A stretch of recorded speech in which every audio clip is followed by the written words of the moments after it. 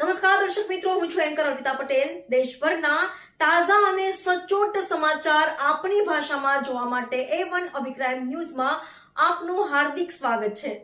હવે જોઈએ મુખ્ય સમાચાર। જરગામના સરપંચ લીલાવરભાઈ લલિયાની મહેનત રંગલાવી। ધારી તાલુકાના જરગામમાં આજે 2.5 કરોડના કામોનું લોકાર્પણ કાર્યક્રમ સાંસદ શ્રી ભરતભાઈ સુતરિયાના અધ્યક્ષસ્થાને યોજવામાં આવ્યો હતો। ધારાસભ્ય શ્રી જેવી કાકડિયા, લઘુમહંત શ્રી મહંત श्री महावीर बापू, जिला प्रमुख श्री अतुलभाई कानाणी, गुजरात प्रदेश किसान मोर्चा प्रमुख श्री हिरेनभाई रपरा, जिला पंचायतना पूर्व प्रमुख श्री भूपतभाई वाला सहितना महानुभावोनी उपस्थिति वच्चे जरगामમાં आनंदનો માહોલ છવાયો હતો।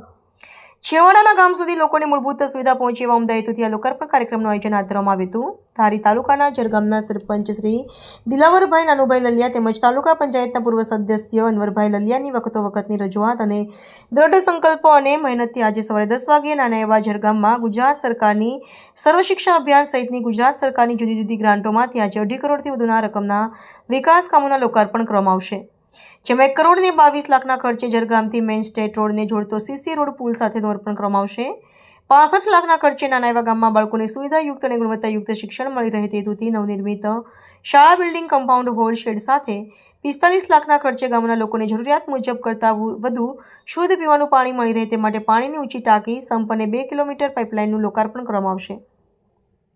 તેમજ દેવી પૂજક સમાજ વિસ્તારમાં 1 કિલોમીટરની પાણી પુરવઠા લાઇન તેમજ મેઇન બજાર અને દલિત સમાજ વિસ્તારમાં પેવર બ્લોક રોડ સહિતના કુલ અંદાજે 2.5 કરોડથી વધુ રકમના વિકાસના કામોના લોકાર્પણ કરવામાં આવશે।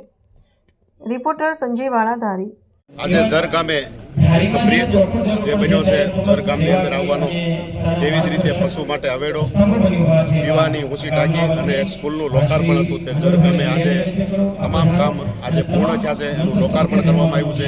એટલે અમારી એક કહેવત છે કે અમે ખાતમુહૂર્ત કરી એનું લોકાર્પણ કરવી છે, તેનું આજે જે ખાતમુહૂર્ત કર્યું હતું એનું પણ લોકાર્પણ આજે ટૂંક સમયની અંદર શરૂ થયેલું કામ ટૂંક સમયની અંદર પૂરું કરી અને આજે ખુલ્લું મૂકવામાં આવ્યું છે। જે જરગામનો કાર્યક્રમ હતો।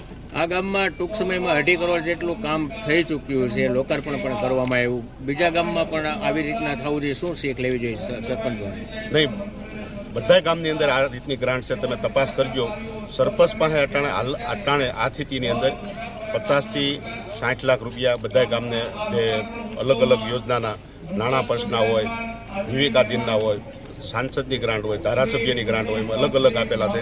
અને જે જરૂરિયાત હોય લગભગ ગામની અંદર તમે જુઓ એટલે મિનિમમ સરકારના, રાજ્ય સરકાર, કેન્દ્ર સરકારથી લઈ અને 1 કરોડ, 1.5 કરોડ, 2 કરોડના કામ બધા ગામની અંદર છે। એક જે બ્રિજ છે એમાં જે બાજુમાં જે દિવાલ કરવાનું પણ આપણે કંઈક જાહેરાત કરી છે, આ પોટેક્સ એને મેં જોયું કે આપણે શું છે મૂળ આપણે જમીન સાથે જોડાયેલા માણસો છે એટલે આપણને ખબર પડે કે આ પાણી આવે એટલે આ રોડને નુકસાની થાય તો એક પ્રોટેક્શન દિવાલ કરવી પડે એમ છે। તે પણ મેં રજૂઆત કરી અને એટલે તમને ખાતરી આપું છું મંજૂર જ થાય।